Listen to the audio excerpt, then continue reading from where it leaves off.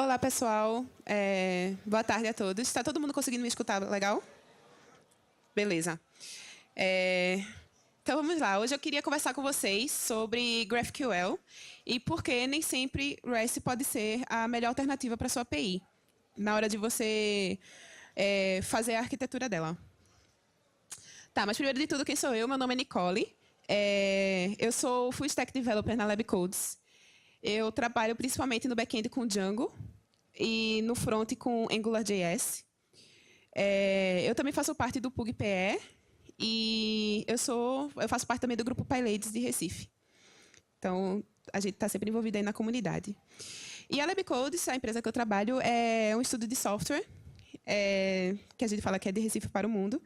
E no estudo de software, a gente procura sempre resolver os problemas que os clientes têm. Então, a gente não é só uma fábrica de software, a gente procura sempre desenvolver alternativas de soluções para os nossos clientes.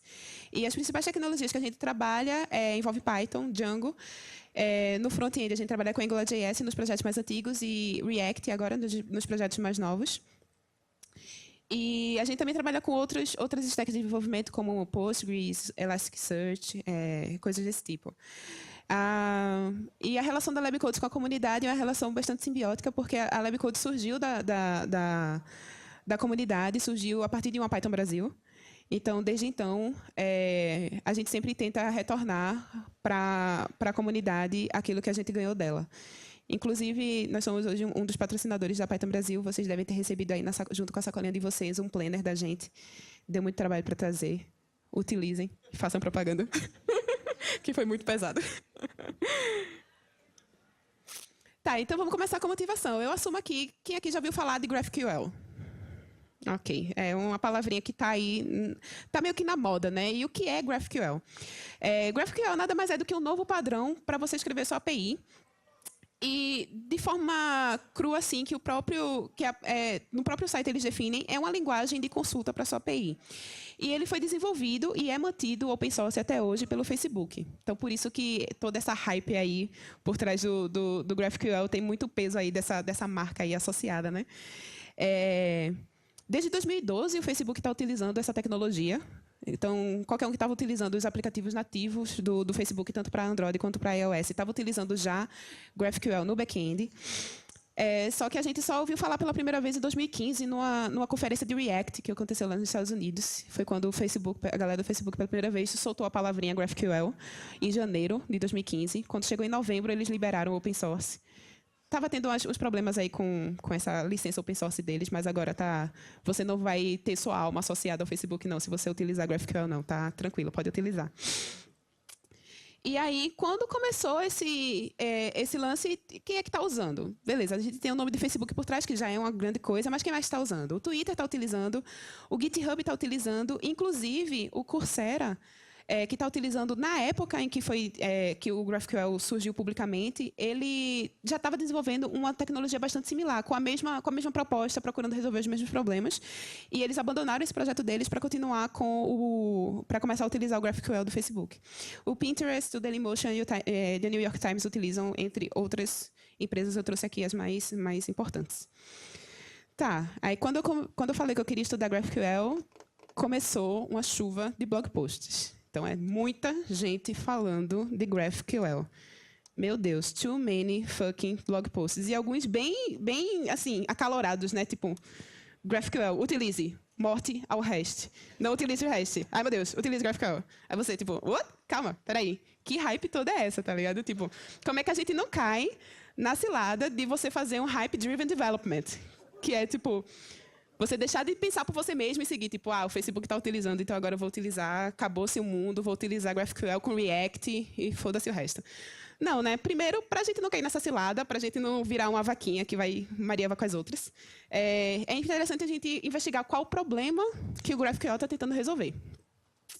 Então, para entender esse problema que ele está tentando resolver, a gente tem que ver como é feito hoje em dia, para ver o que é feito hoje em dia antes de GraphQL e ver o que é que ele está tentando melhorar nesse processo. E como é que a gente está fazendo hoje em dia? A gente está utilizando o REST nas nossas APIs. Quem aqui já ouviu falar de REST? Acho que é a maioria, né? Maravilhoso. Então, eu vou passar bem rápido nessa parte, porque todo mundo já manja muito. REST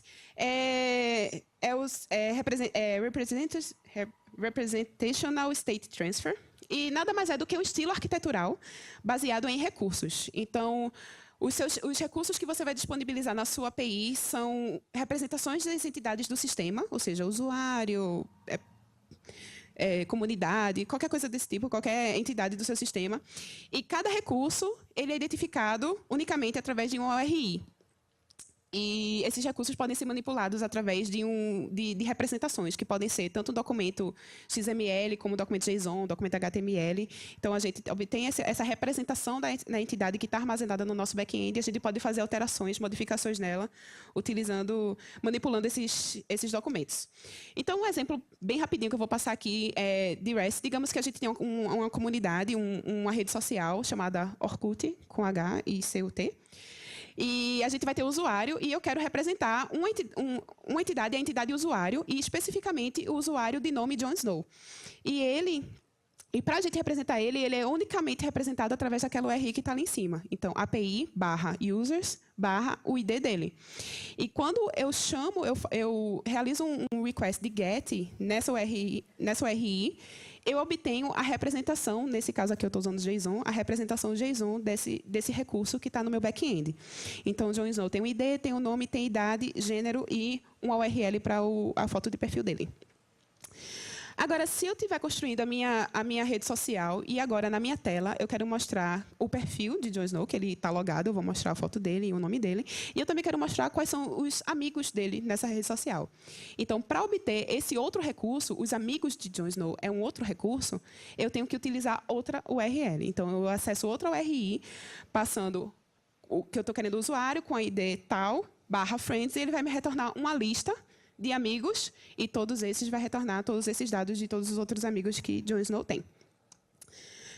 Tá, eu não vou me aprofundar muito, tem uma série de preceitos aí de REST. E se você quiser saber mais sobre REST, esse cara aqui, Felipe Ximenes, não sei se vocês conhecem, ele fez uma palestra na Python Brasil do ano passado, bastante interessante, falando só sobre REST, desmistificando algumas coisas aí, e eu deixei aqui como referência para a gente não passar muito tempo, já que todo mundo aqui conhece. Quem quiser dar uma olhadinha mais detalhes, esse link aqui está disponível lá, tem no YouTube e tem os slides dele, e é uma loucura, cara. Tá, mas, dado esse nosso cenário, quais são os problemas que a gente pode ter com a API arquiteturada desse tipo? A gente pode ter dois problemas, overfetching ou underfetching. O que é o overfetching? O overfetching é quando a gente faz o download de dados desnecessários. Digamos que na minha view, no meu front-end, eu só quero simplesmente mostrar a foto de Jon Snow e o nome dele.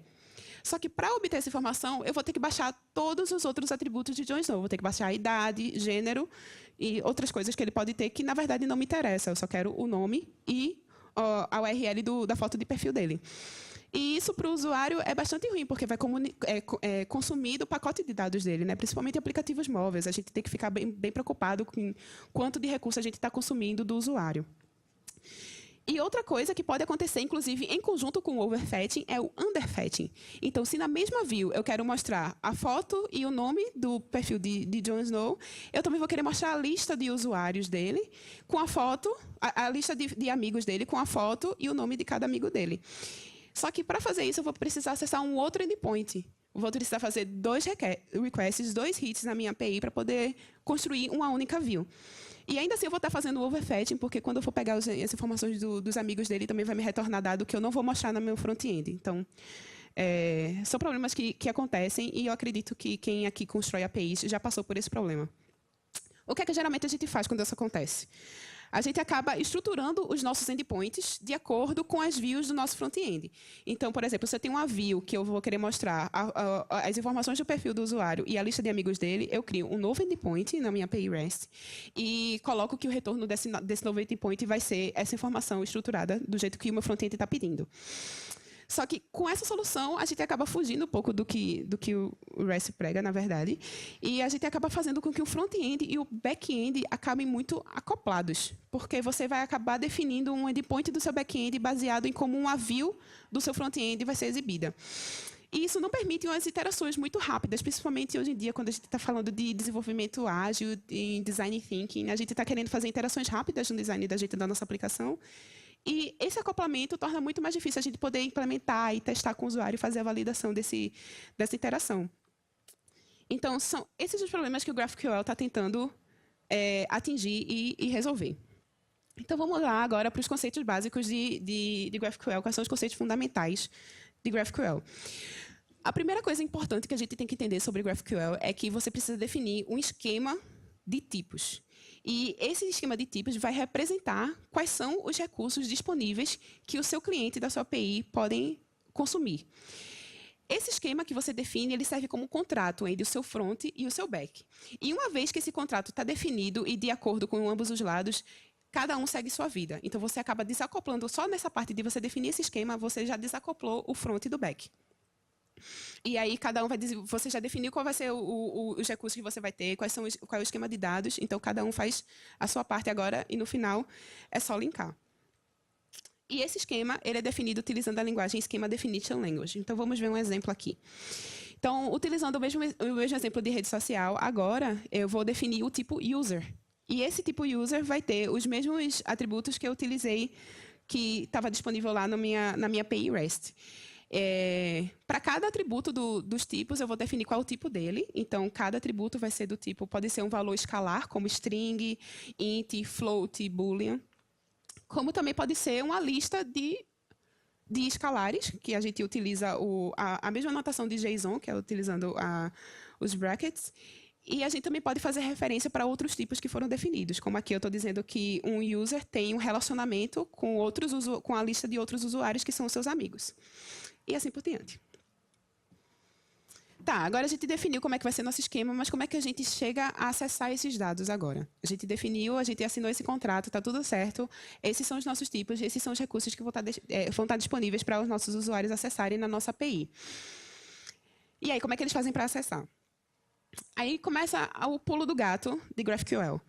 Em REST, a gente tem que os dados eles são meio que codificados nas URLs. Então, a gente tem múltiplos endpoints e cada endpoint vai retornar uma estrutura fixa e pré-estabelecida de dados que ele vai retornar. Já no API com GraphQL, você vai ter a ideia é ter um único endpoint. E para isso acontecer, a partir desse único endpoint, o usuário vai poder acessar todos os seus recursos.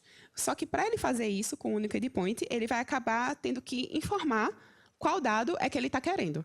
E, por isso, ele precisa construir a query dele. Ele precisa construir qual é a consulta que ele vai fazer na sua API. Aqui é um exemplo de consulta.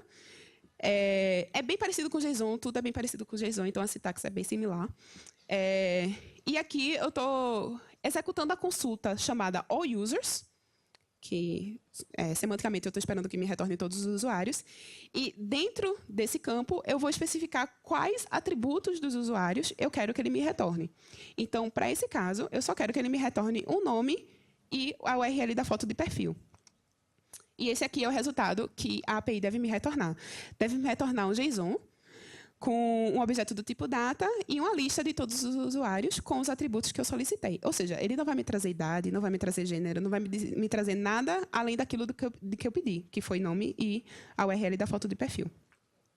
Outro exemplo de query, ali a gente utilizou uma query que retorna tudo, e se eu quiser passar um parâmetro para a query, a gente também pode fazer isso utilizando essa sintaxe. Eu digo que eu vou executar a consulta user, e eu vou passar como parâmetro um nome, que vai ser um string, nesse caso, Jon Snow, e eu quero que desse usuário ele me retorne o nome, a URL da foto de perfil e a lista de usuários dele. E essa lista de usuário eu também. Só quero que ele só me retorne a lista de amigos. Eu só quero que ele me retorne o nome e a URL da foto de perfil.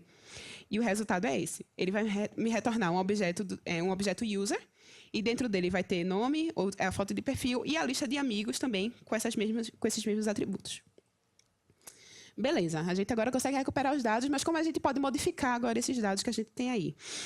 Mutation realiza mudanças dos dados armazenados do back-end e faz as mesmas operações que a gente já está acostumado em REST, que é criar, alterar e deletar algum dado. A única diferença, a sintaxe é muito parecida, a única diferença é que a gente tem que utilizar a palavra reservada mutation antes de começar a nossa definição.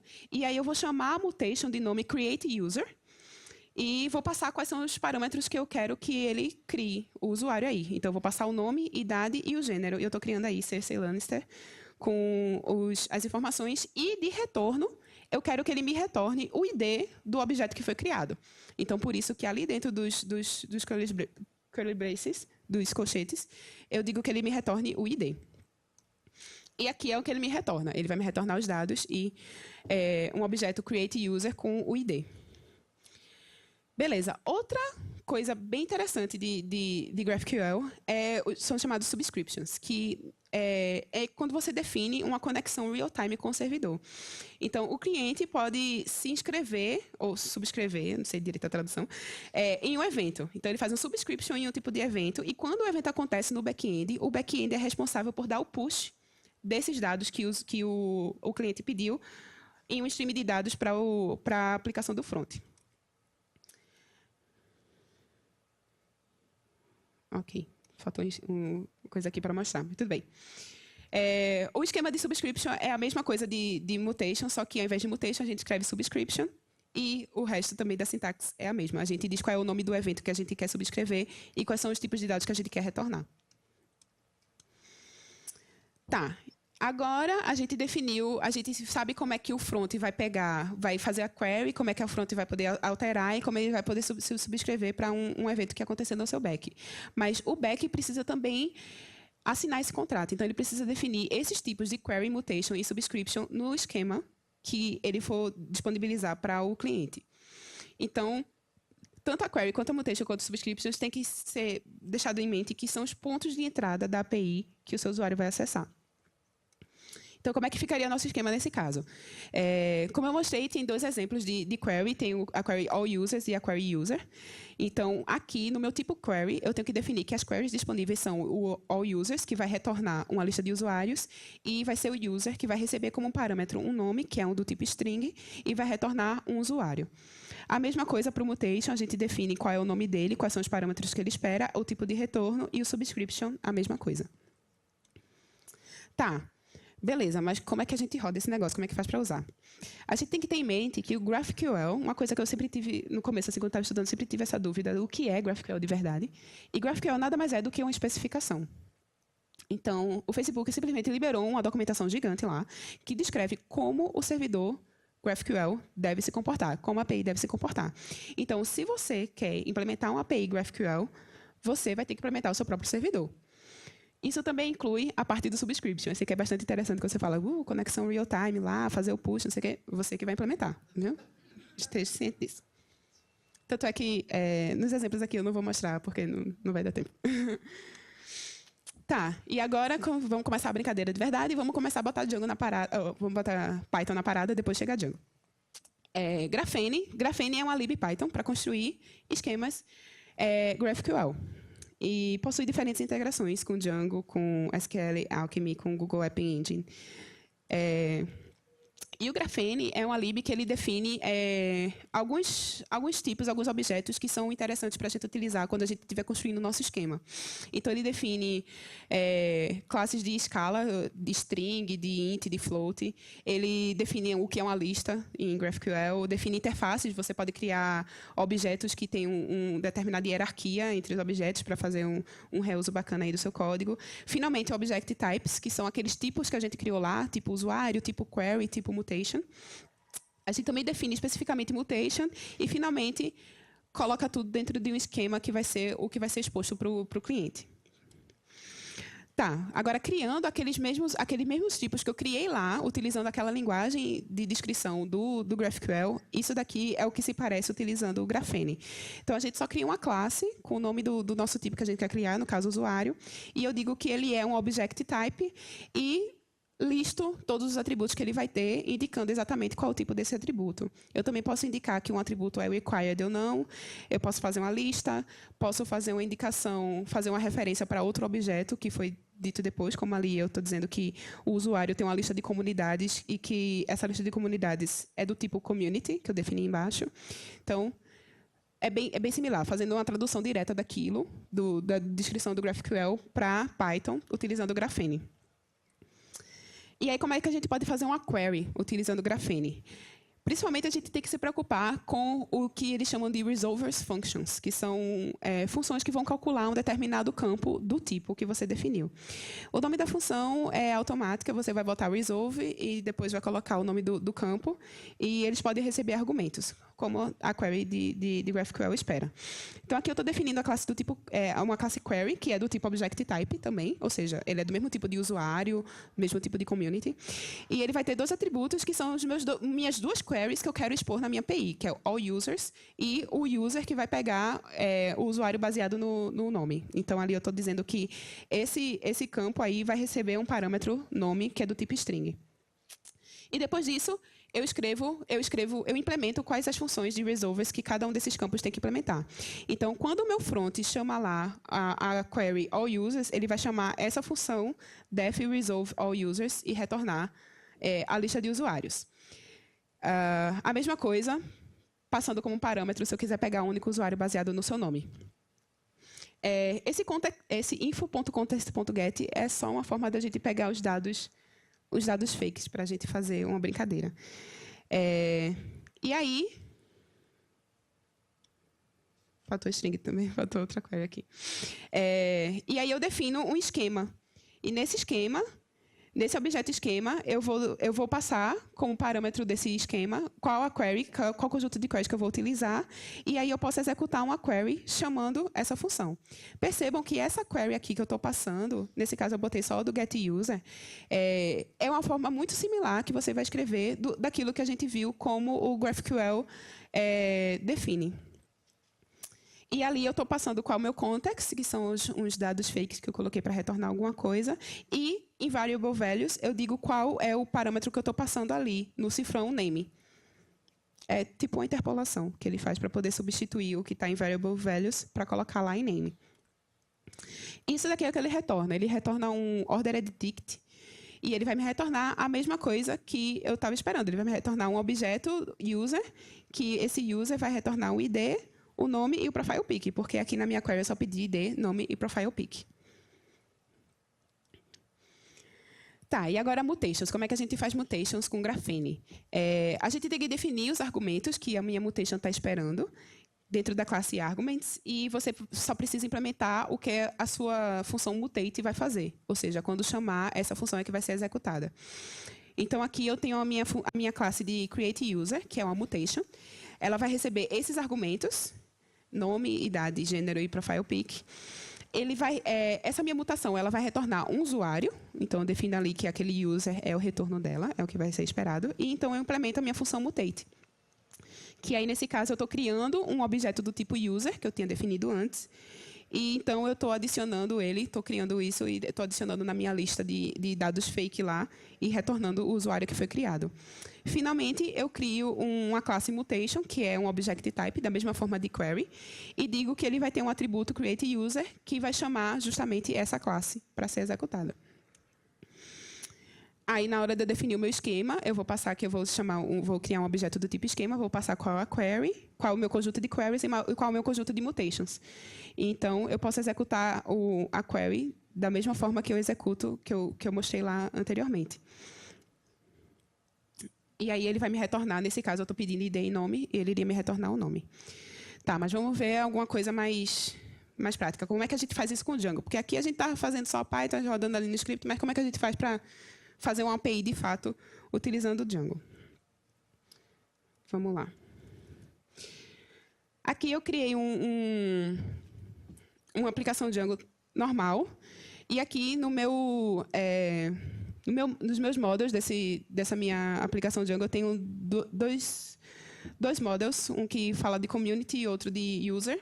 Os mesmos atributos eu estou criando da mesma forma que eu criaria uma aplicação Django normal. Eu estou utilizando as mesmas coisas.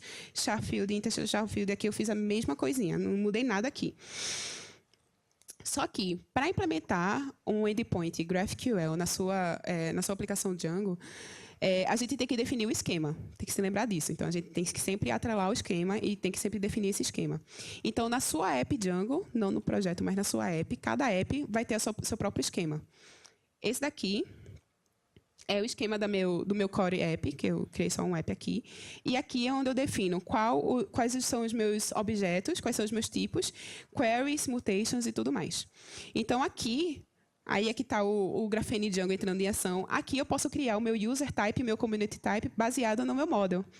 Então, eu passo na classe meta, eu só passo dizendo que o model esperado para esse user type é user. Então, ele já faz toda a transcrição para mim de todos os atributos, ele já faz tudo para mim, tudo bem direitinho.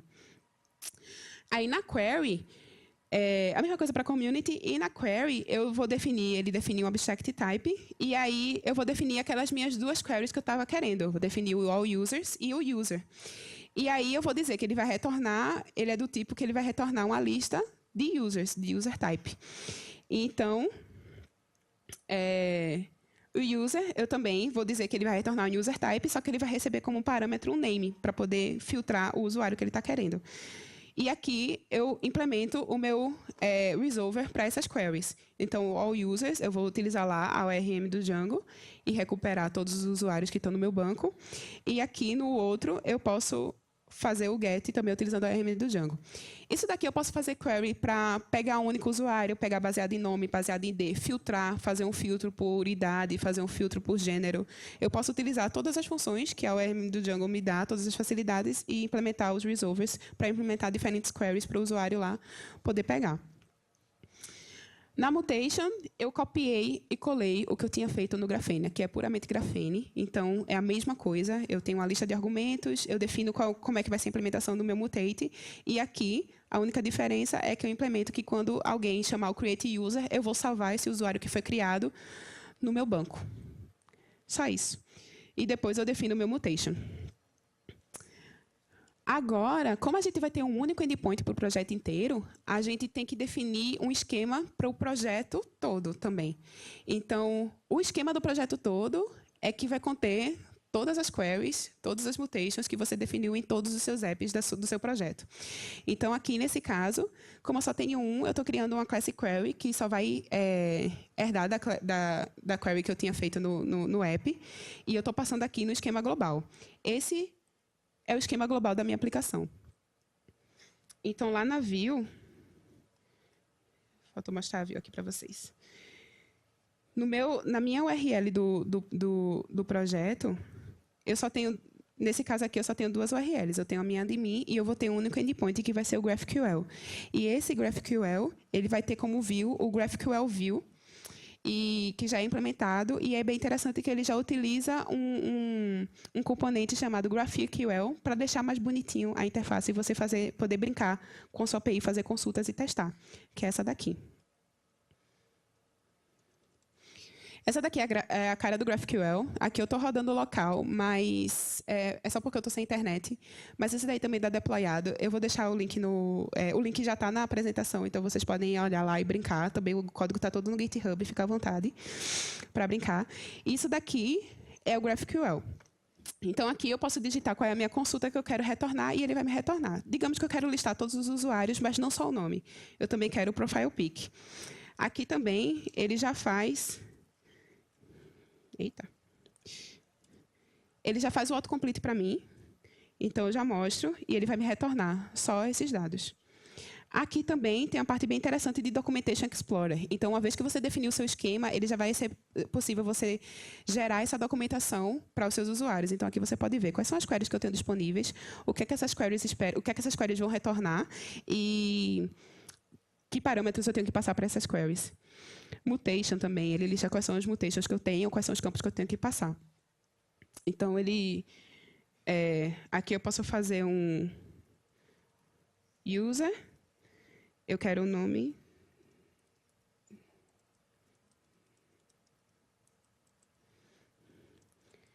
e daqui eu quero que ele me retorne friends. E desses friends eu quero que ele me retorne só o name. Aí, Jon Snow é amigo de Arya Stark, nesse caso aí. Então, ele me retornou Arya Stark. Então, você pode perceber que eu posso fazer e posso ir brincando com isso dentro de um único endpoint. Uma vez que eu externei isso no meu esquema, eu não preciso alterar mais nada. Então, se na minha view agora do front-end, o cara, eita, eu vou querer todos os amigos de Jon Snow, mas eu não quero só o nome. Agora, eu também vou querer o profile pic. ele lá, no front-end, só tem que alterar qual é a query que ele está mandando para mim e ele já vai retornar sem eu precisar fazer nenhuma alteração no meu back-end. Essa é a grande facilidade que o GraphQL está tentando resolver, ter essa flexibilidade. Tá, a gente aprendeu agora o que é GraphQL, a gente já sabe como fazer uma aplicação Django com tudo isso, mas e agora? GraphQL ou REST?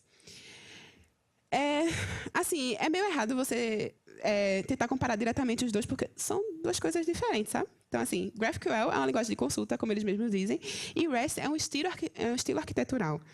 Então, não faz muito sentido. Até muitas pessoas hoje em dia, tipo, no começo do GraphQL, muita gente estava dizendo, morte ao REST, mas muita gente agora está adotando você utilizar os dois ao mesmo tempo, tipo, você fazer o mix dos dois. Mas cada um tem os seus pontos fortes e seus pontos fracos. Isso daí vale para qualquer coisa na vida. Então, não seria diferente para GraphQL e REST. GraphQL ele otimiza a performance, porque você vai deixar com que o usuário evitar aquele problema de overfetch e underfetch. Então, com a única requisição, ele vai obter todos os dados que ele precisa e apenas os dados que ele precisa.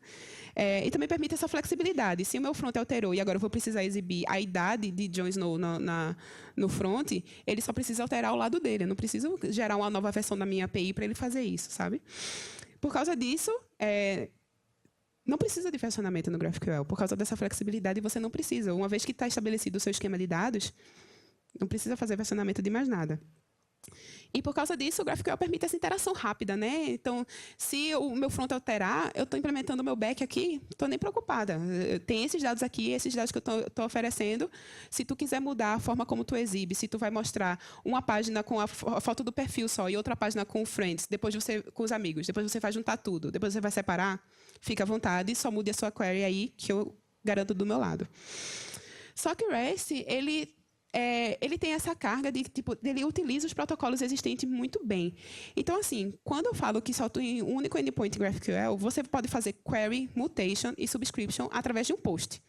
Então, o verbo do HTTP, assim, você não precisa de put, você não precisa de delete. Você pode usar get ou pode usar post. Então, semanticamente não faz sentido para GraphQL esses verbos. Já REST não. O REST se baseia fortemente nesses protocolos existentes e é uma coisa muito boa, porque ele vai permitir uma navegação entre recursos através de link, que é como a internet funciona, né? Você começa com um link aqui, você sai clicando nas coisas e você termina vendo reprodução de girafa no YouTube, sabe? Então, você vai navegando pela internet e você nunca para.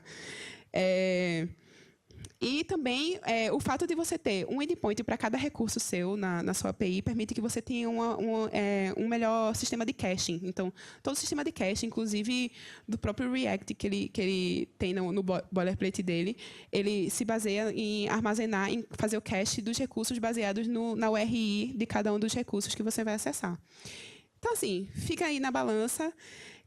GraphQL ele tem um problema a ser atacado, ele ataca esse problema.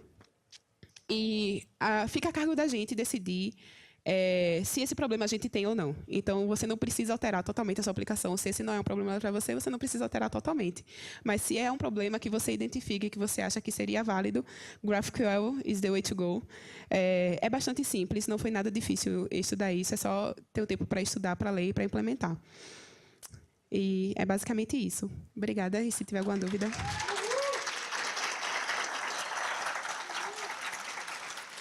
Se alguém tiver perguntas, inclusive temos adesivos também. Depois. Perguntas?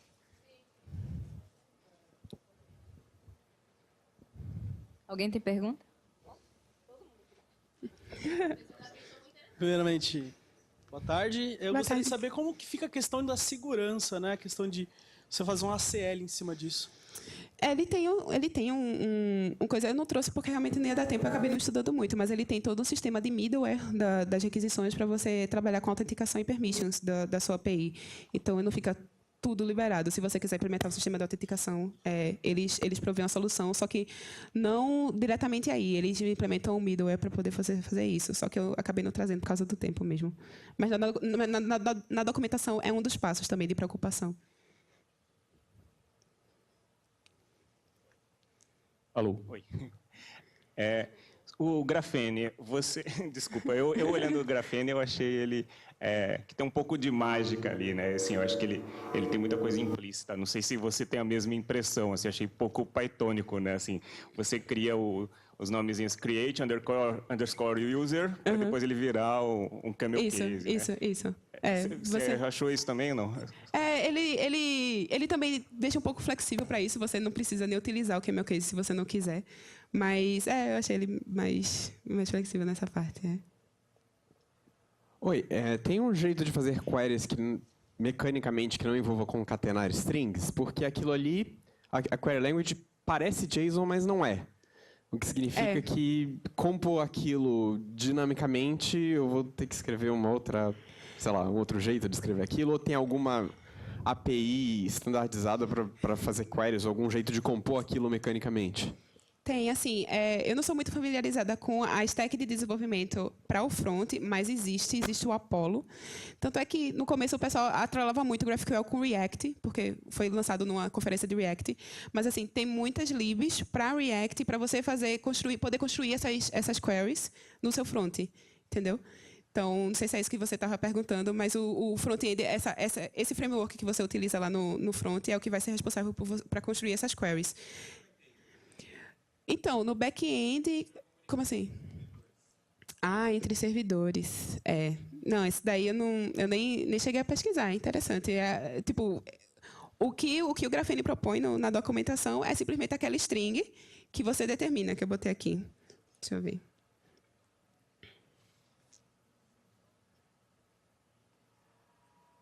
É você utilizar passar mesmo a string, sabe? Então... eu não sei se tem alguma coisa para construir uma string de forma melhor. Então, é interessante, eu vou pesquisar isso.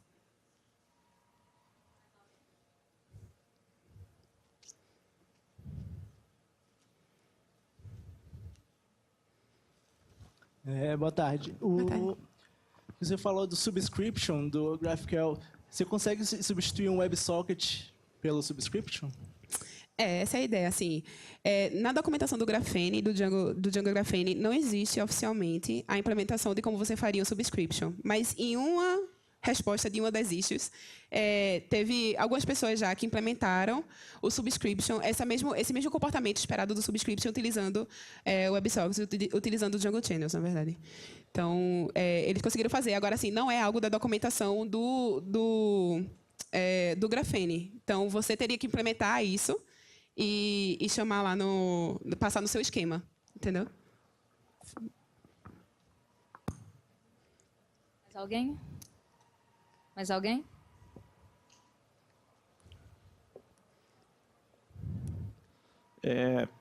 A parte do esquema, se eu tiver mais de um sistema se integrando com o endpoint do GraphQL, tipo, 2 aplicações de front-end e 2 de back-end, tem alguma forma desses sistemas consultarem o esquema ou é um negócio combinado através de documentação? Como é que funciona isso daí? Você pode utilizar o GraphQL, você pode expor essa view do GraphQL e deixar com que eles experimentem dentro dessa documentação. A documentação acaba ficando... travou de novo. A documentação acaba ficando naquele GraphQL que eu tinha mostrado. Então, ali você pode navegar pela documentação, ver quais são as queries que você tem, que você pode chamar da sua API e quais as mutations que você pode realizar também. Então, o GraphQL ele é utilizado para justamente estabelecer essa comunicação entre os clientes e a API. Né?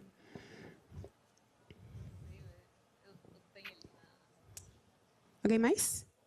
Então, não? Então, Tem adesivos aqui na frente, então, se vocês quiserem pegar adesivos da gente, fica à vontade.